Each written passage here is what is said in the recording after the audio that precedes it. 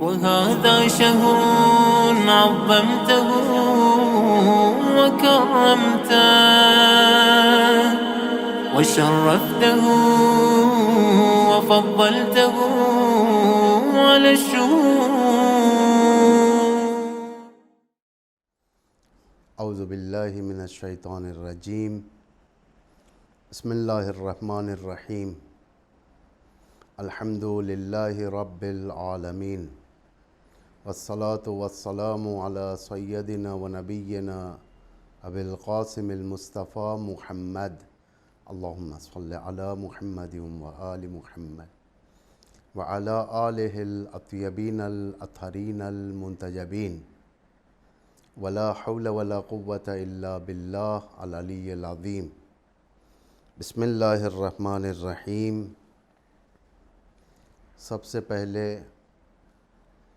میں آپ حضرات کی خدمت میں یہ عرض کرتا ہوا آگے بڑھوں کہ یہ جو موضوعات ہم نے رمضان کے لیے آپ کے لیے انتخاب کیے ہیں وہ موضوعات ضروری نہیں کہ کامل طریقے سے پیش کریں ہم. ویسے اسلام کا ہر سبجیکٹ وسیع ہوتا ہے اور ایک 20 منٹ یا 25 منٹ کے عرصے میں ہم آپ کے سامنے نہیں پہنچا سکتے اتنی باتیں. سرسری باتیں جو آپ کے سامنے ہم 20-25 منٹ میں پہنچا سکتے ہیں. بقیہ اسی کے ماذیل آپ آج کے وسائل کا استفادہ کر کے جیسا انٹرنیٹ اور اسلامک جو سائٹس ہیں اسے استفادہ کر کے آپ لوگ آگے بڑھ سکتے ہو. جیسا کل ہم نے روزے کا سبجیکٹ رکھا، روزے کا سبجیکٹ ایک محدود سبجیکٹ ہم آپ کے سامنے پیش کر سکتے ہیں. میں شاید ایک آیت پیش کروں، آپ اپنی تحقیق سے بہت سارے آیات نکال سکتے ہیں. قرآن کے ذریعے سے، انٹرنیٹ سے ڈھونڈ کر، مختلف سائٹ سے آپ یہ خزانہ حاصل کر سکتے ہیں. یہ نعمت الہی ہے جو ہمارے ہاتھ میں ہے.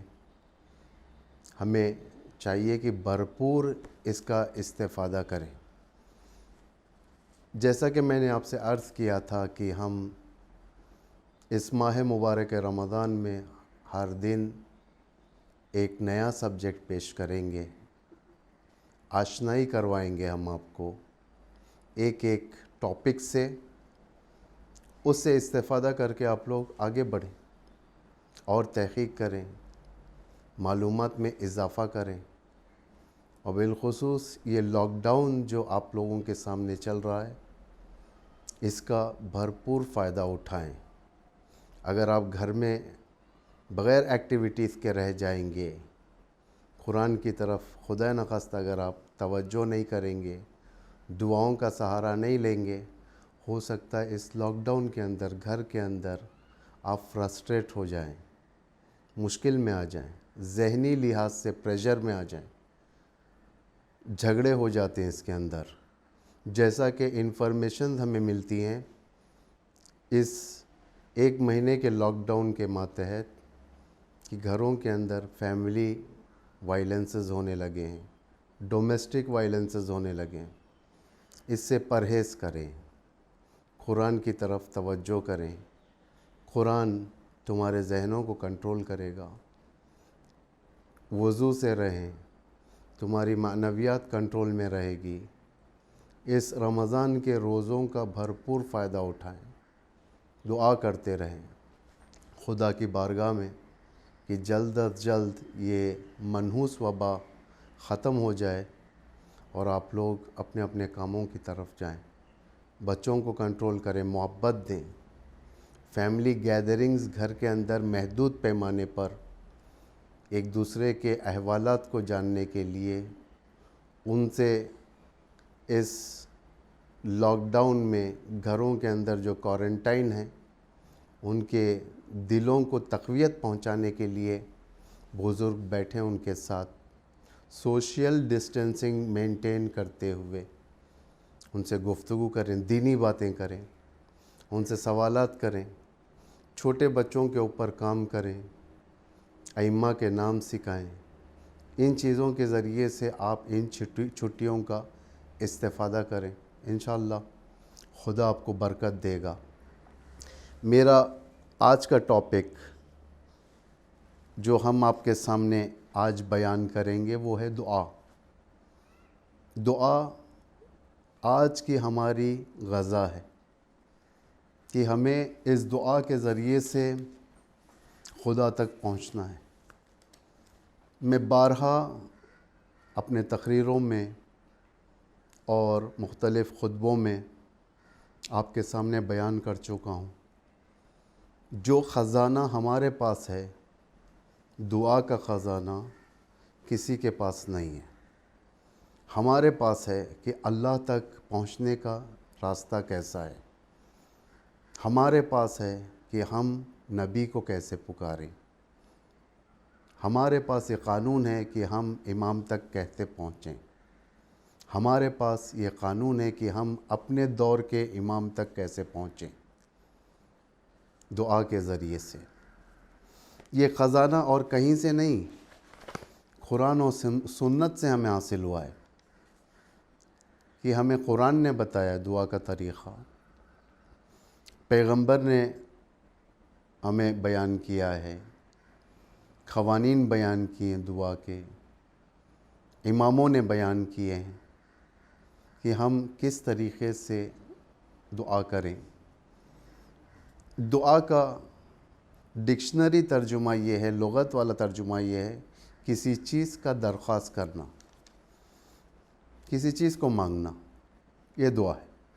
اصطلاح میں اگر دیکھا جائے، حاجت کو مانگنا خدا سے، اس کی بارگاہ میں جا کر، اسے کہتے ہیں دعا۔ تاکید ہے، جیسا کہ میں نے آپ سے کہا کہ یہ وہ خزانہ ہے جسے قرآن نے بھی تاکید کیا ہے کہ کیسے دعا کرنا ہے۔ ہر نبی کی دعا قرآن کے اندر ہے۔ ایسا نہیں کہ دعا کا بالکل سبجیکٹ انٹچڈ سبجیکٹ ہے، سب کو معلوم ہے دعا کتنی اہمیت رکھتی ہے۔ جو معصومین علیہم السلام نے سفارش کی ہیں دعا کے لیے کہ دعا کس طریقے سے کرنی چاہیے۔ آخر دعا ہے کیا؟ یہ دعا مومن کا اسلحہ ہے۔ ہر چیز کا اسلحہ ہوتا ہے، اسلحہ مومن کا ویپن دعا ہے۔ ایک دعا کے ذریعے سے وہ اپنی تقدیر بدل سکتا ہے۔ ماہ مبارک ہے، دعاؤں کا قبول ہونے کا مہینہ۔ کل میں نے روزے کے فضائل میں سے آپ کو بیان کیا تھا کہ کیسے دعائیں مستجاب ہوتی ہیں، کہ پیغمبر فرماتے ہیں کہ یہ وہ مہینہ ہے جس میں دعائیں مستجاب ہوتی ہیں۔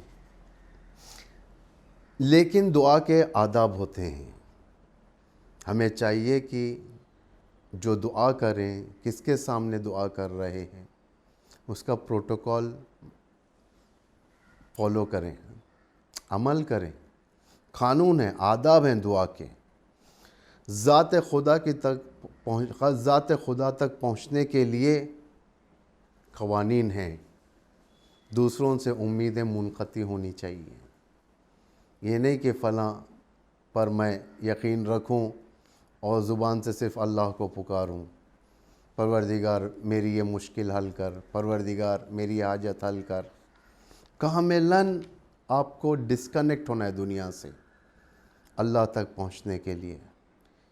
خدا تک پہنچیں گے اس وقت جب ہم کسی کے اوپر بھروسہ نہ رکھیں۔ بھروسہ دوسروں پر یعنی خدا کے نزدیک شرک ہے۔ یقیناً خدا وسیلہ بنائے گا اس کو، خدا کسی اور کو وسیلہ بنائے گا تمہارے حاجات پورے کرنے کے لیے، لیکن دعا اللہ کے لیے ہو۔ دعا کرتے وقت دعائی حال میں رہنا۔ دعا کرتے وقت یہ نہیں کہ میں اللہ سے دعا کر رہا ہوں، میرا ذہن کہیں اور ہے، میں خدا سے بات کر رہا ہوں، دل سے بات نہیں نکل رہی ہے، کوتاہی کر رہا ہوں۔ ایسا نہیں ہونا چاہیے، حال دعا ہونا چاہیے۔ دعا سے پہلے نیک کام کرنا چاہیے، کوئی بھی نیک کام۔ 2 رکعت نماز پڑھو، ہدیہ کرو، آج کے امام کو ہدیہ کرو، 2 رکعت، بہت آسان۔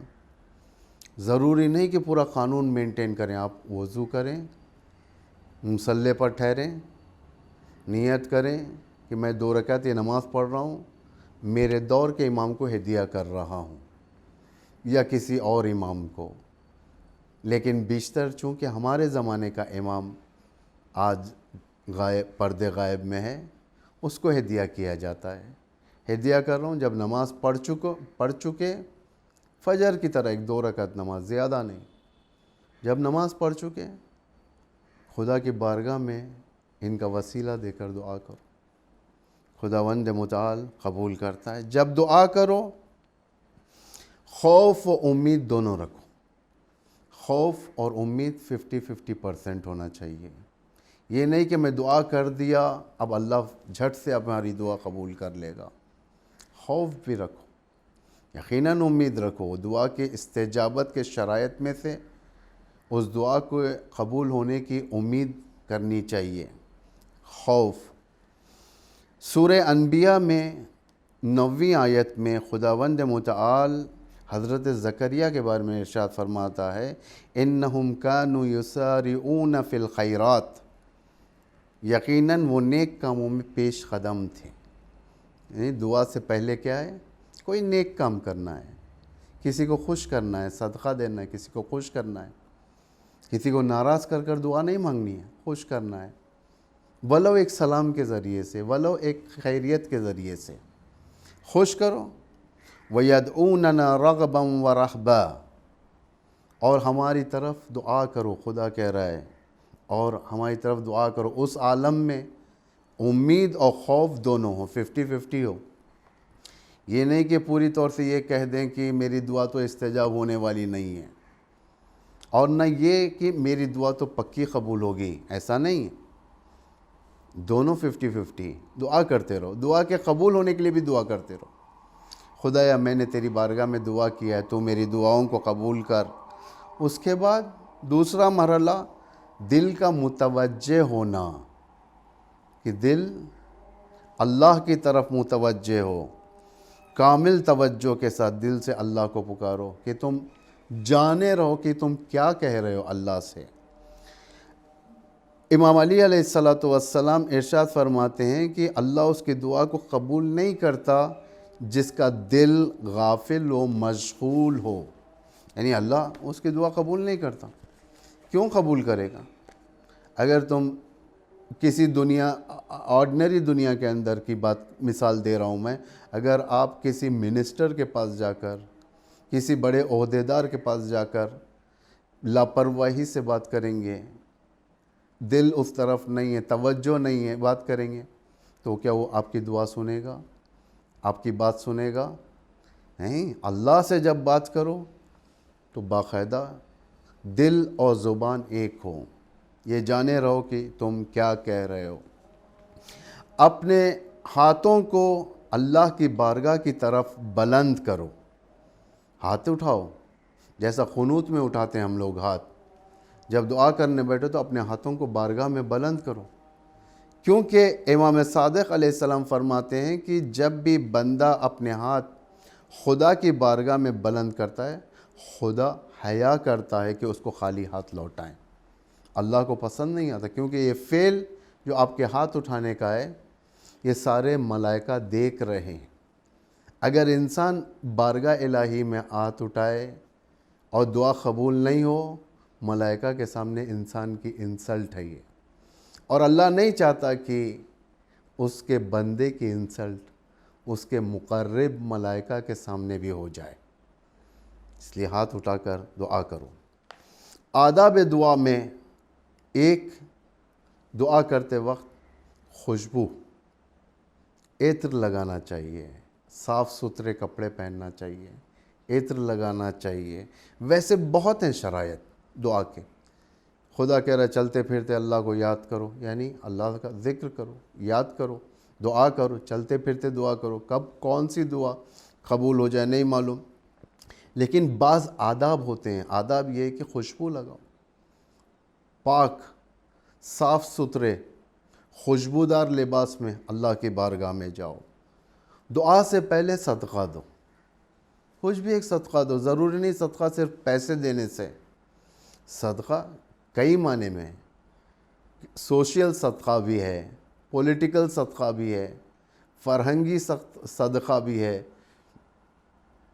دینی صدقات ہیں. بہت سارے صدقے کے ورائٹیز ہیں. ہمارے ذہنوں میں صرف ایک دو ہیں, وہ ہے پیسہ دینا, کسی کا پیٹ بھرنا. اس کے علاوہ بھی بہت سارے ہیں. کسی کا کام حل کرنا صدقہ ہے, کسی کو ایک لفظ کی تعلیم دینا صدقہ ہے, کسی کو ادب سکھانا صدقہ ہے, کسی کو نئی حدیث پیش کرنا, حدیث کسی کو یاد کرانا صدقہ ہے. صدقے کے ورائٹیز ہیں. ایک عقیق کی انگوٹھی ہاتھ میں ہو دعا کے لیے. دعا کافی ریکمینڈڈ ہے قرآن کے ذریعے سے. قرآن میں بہت سارے آیات دعائی آیات ہیں. تقریباً 60 سے زیادہ آیات ہیں قرآن کے اندر جو دعائی آیات ہیں. ربنا سے شروع ہوتی ہیں, 50 سے زیادہ. ربنا اور چند آیتیں 60 سے زیادہ. چند ربی, ربنا افرغ علینا صبرا وثبت اقدامنا وانصرنا علی القوم الکافرین. ربنا لا تزغ قلوبنا الی آخر. ربنا آمنا فاغفر لنا وارحمنا. ربنا آتنا فی الدنیا حسنہ الی آخر. ربنا ظلمنا انفسنا الی آخر. ایسے بہت سارے دعائیں ہر انبیاء سے, ہر نبی سے وارد ہے. اور ایک خوبصورت طریقہ ہے اللہ کی بارگاہ میں دعا کرنے کا ربنا سے. اس لیے آپ دیکھیں جتنے بھی دعا قرآن میں ملیں گے, ربنا اغفر لی ولوالدی, رب اغفر لی, ربی انی لما انزلت الی من خیر فقیر, ربی انی مغلوب فانتصر, ربی زدنی علما, رب اشرح لی صدری. یہ جتنی دعائیں رب سے شروع ہوتی ہیں. یہ دعا کے خصائص میں سے ہے یہ, اور خدا کو بہت پسند آتا ہے. دعا کرتے وقت, دعا کرنے کے وقت کی رعایت کرنا. ہمیشہ اوقات اثر کرتے ہیں. ہمیشہ فجر کا وقت, سحر کا وقت, فجر سے پہلے کا وقت, طلوع آفتاب سے پہلے دعا اثر کرتی ہے. اذان کے وقت, اذان کے بعد دعا کرنا, اقامت سے پہلے دعا کرنا, ہر اذان کے, ہر نماز کے بعد. ماہ مبارک رمضان, یہ سب گولڈن پیریڈز کہتے ہیں. ماہ مبارک رمضان جو ہمیں درک ہوا ہے, یہ گولڈن پیریڈ ہے ہمارے لیے دعاؤں کے لیے. کافی خدا سے بیک اپ حاصل کر سکتے ہیں ہم اپنے ایمانی اور روحی تقویت کے لیے. ماہ مبارک رمضان, روز عرفہ, عید الفطر, عید قربان, عید غدیر, عید مبارکہ, تمام اعیاد, ائمہ معصومین کے ولادات, وہ ایام جس کے اندر مناسبتیں, اسلامی مناسبتیں ہوں. ہر شب جمعہ, ہر جمعہ یہ دعاؤں کا وقت ہے. شب جمعہ بالخصوص تاکید شدہ ہے. خدا ہر شب جمعہ اول مغرب سے لے کر فجر تک اپنے ملائکہ کے ذریعے سے زمین پر آواز دلواتا ہے, ندا کرواتا ہے. کہتا ہے کوئی بندے مومن ہے جو اپنے دین و دنیا سے دین و دنیا کے بارے میں مجھ سے پکارنا چاہتا ہے, وہ آئیں, بسم اللہ, میں آپ کی حاجت کے لیے حاضر ہوں. یہ دعا کے اوقات کافی اثر کرتے ہیں. دعا کے کیٹیگریز بھی ہیں. ماں باپ کی دعا فرزندوں کے حق میں, بچوں کے حق میں, عالم کی دعا امت کے حق میں, باپ کی دعا بالخصوص بزرگ باپ جس کے بال سفید ہو چکے ہیں, داڑھی کے بال سفید ہو چکے ہیں, سر کے بال سفید ہو چکے ہیں. روایت میں ہے کہ باپ گھر میں اس نبی کی طرح ہے جو نبی اپنی امت کے مابین ہے, جو نبی اپنے امت کے اندر رہتا ہے, باپ اس کے مثال میں. یعنی نبی کی دعا رد نہیں ہوتی, یقیناً باپ کی دعا بچوں کے حق میں رد نہیں ہوتی. بچے اگر ماں باپ کے حق میں دعا کریں زندہ مردوں کے حق میں دعا کرنے سے دعا رد نہیں ہوتی، اور اگر ہم مردوں کو اپنے گفٹ دیں گے دعا کے ذریعے سے، سوروں کے ذریعے سے، مردے جو ہمارے حق میں دعا کریں گے اللہ ان کی دعا کو بھی رد نہیں کرتا، اس لیے کہ یہ قانون ہے۔ دل شکستہ دعا کرے، جس کا دل ٹوٹ گیا دعا کرے، علیکم بالدعاء عند الرقہ فإنہا رحمہ، جس کا دل ٹوٹ گیا دعا کرتا ہے، انسان دعا کرتا ہے خدا کی بارگاہ میں، دل شکستہ ہوتا ہے انسان کا، اس کے غیر مناسب بات اس کے سامنے ہو جاتی ہے یا کوئی عمل ہو جاتا ہے جس سے وہ تکلیف میں ہو جاتا ہے، رنجیدہ ہو جاتا ہے، تکلیف میں آ جاتا ہے، جب دعا کرتا ہے تو وہ دعا اس کے حق میں رحمت بنتی ہے، عالم کی دعا امت کے حق میں۔ اور ایسے ہی دوسری دعائیں، دعا کرنے کی جگہ بھی اثر کرتی ہے عزیزو، جگہ کا بھی کافی اثر ہوتا ہے۔ سب سے عظیم دعا کے مقامات خود ایک مکہ ہے، مکہ معظمہ، مدینہ منورہ، اماموں کے حرم، ائمہ معصومین کے حرم، امامزادوں کے قبر پر، مساجد، سارے مساجد، اور اس کے اوپر مسجد جامع جہاں پر نماز جمعہ ہوتی ہے، شہداء کے قبور، حتیٰ شہداء کا واسطہ دے کر آپ اللہ سے دعا کریں، آپ کی دعا قبول ہوتی ہے، آپ کی دعا استجاب ہوتی ہے۔ کوئی ایسا مقام جو پاک مقام ہو، معمولاً ہمارے پاس رسم ہے، ہم اپنے گھروں کے اندر، ہندوستان کے اندر ہم اپنے گھروں کے اندر ایک چھوٹا سا سپیس بناتے ہیں جہاں پر چپل پہن کر جانا منع ہے، جوتا پہن کر جانا منع ہے، اس لیے کہ وہاں پر نماز پڑھتے ہیں لوگ، وہاں پر کتابیں، اسلامی کتابیں ہوتی ہیں، قرآن ہوتی ہے، مفاتی ہوتی ہے، وہاں پر عزاداری کے فرائض عزاداری کے رسومات انجام دیتے ہیں، عزاداری کرتے ہیں، نوحہ خوانی ہوتی ہے، سینے زنی ہوتی ہے، مرثیہ خوانی ہوتی ہے، ایسے مقامات جو ہر کوئی مومن اپنے گھر میں ایک چھوٹا سا مقام رکھتا ہے، یہ مقام پاک مقامات میں سے ہیں، یہ بھی یہاں پر بھی دعا استجاب ہو جاتی ہے۔ اس کے بعد ہم دیکھیں گے کہ دعا کی اجابت کے اسباب، دعا جو اجابت ہوتی ہے اس کے سبب کیا ہے، کیسے اللہ کی بارگاہ میں قبول ہوتی ہے۔ ایک، غیر خدا سے منقطع ہو جانا، جب اللہ سے مانگ رہے ہو غیر پر امید نہ رکھو، اس لیے کہ غیر تمہیں کچھ نہیں کرے گا۔ امام صادق علیہ السلام فرماتے ہیں تم میں سے کوئی بھی کسی چیز کا خدا سے طلب کرے، وہ خود ان تمام لوگوں سے قطع امید کرو، خدا سے طلب کرے تو پہلے خود تمام لوگوں سے امید قطع کرو اور جانے رہو کہ یہ کام میرا سوائے خدا کے کوئی حل نہیں کر سکتا۔ یہ امام کی بات ہے۔ یہ خدا جب یہ حالت ہمارے اندر پیدا کرے گا، جب دیکھے گا کہ میرے علاوہ کوئی اس کا سہارا نہیں ہے، اس کی دعا اللہ قبول کرتا ہے۔ دو، اجتماعی دعا ہونا چاہیے۔ اجتماعی دعا ایک جماعت کی شکل میں، جیسا شب جمعہ دعائے کمیل ہوتی ہے، دعائے ندبہ ہوتی ہے، دعائے عرفہ ہوتی ہے، اجتماعی دعا جہاں سب بیٹھ کر ایک ساتھ ایک شخص دعا کرتا ہے اور دوسرے الہی آمین کہتے ہیں، تو جماعت کی دعا اللہ قبول کرتا ہے، رد نہیں کرتا۔ جس میں امام صادق علیہ السلام، امام جعفر صادق علیہ السلام ارشاد فرماتے ہیں کہ جب بھی میرے والد کو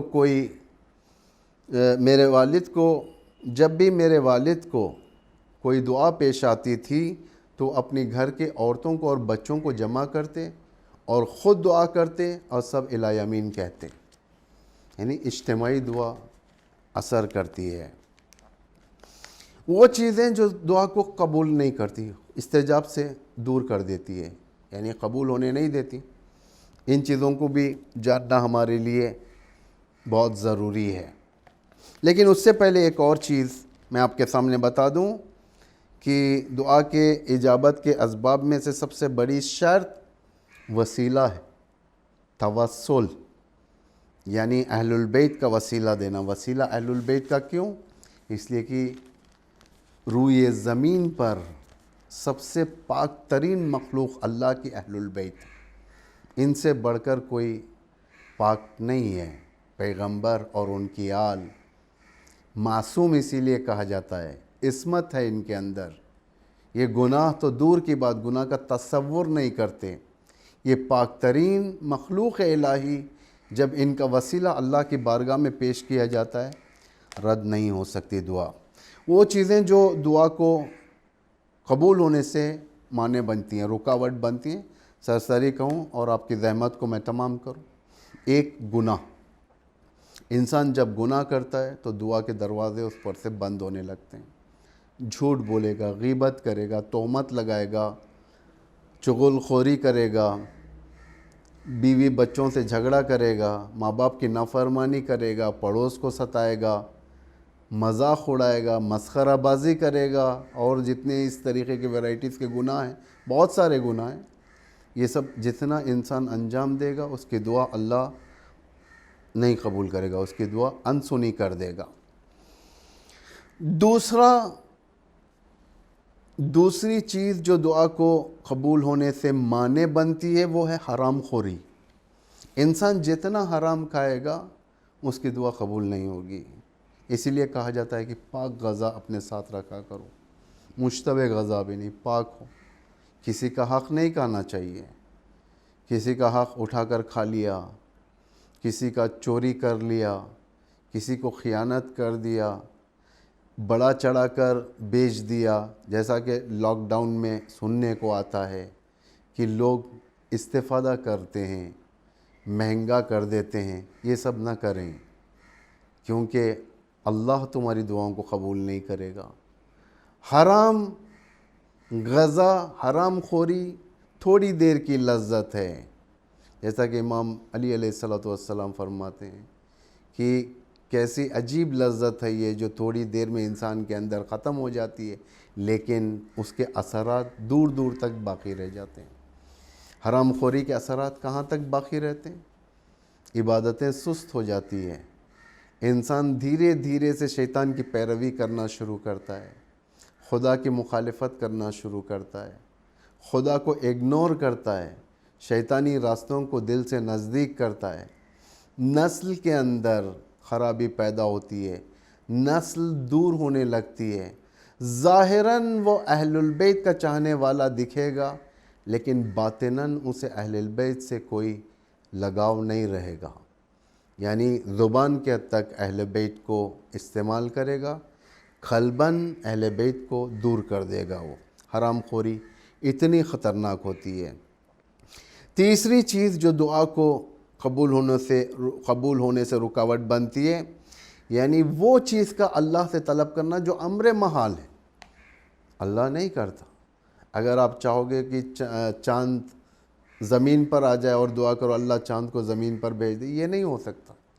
اگر آپ چاہو گے کہ بیابان کی پہاڑیاں شہر کے اندر آ جائیں، آپ دعا کرو اللہ سے بیابان سے پہاڑیوں کو شہر کے اندر لا لے، یہ دعا قبول نہیں ہو سکتی، امر محال نہیں ہو سکتی۔ دعا اللہ خدا اس کو قبول نہیں کرتا۔ ایسے بہت سارے واقعات ہیں، بہت سارے۔ کسی نے امام سے آ کر سوال کیا کہ جب دعا قبول ہوتی ہے، اللہ کے اندر اتنی قدرت ہے، تو اللہ سے کہیں کہ ساری دنیا کو ایک انڈے کے اندر سمو دے۔ امام نے فرمایا کہ اللہ کی قدرت عظیم ہے، وہ کچھ بھی کر سکتا ہے۔